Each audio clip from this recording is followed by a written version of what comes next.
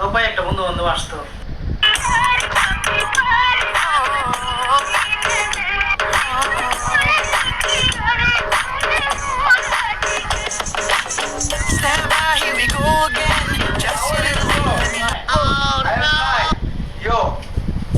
তুই কান দিয়া চাইছা দে, মাছ কান দিয়া রাইখা দে, ইয়ো কানে কইরা দে।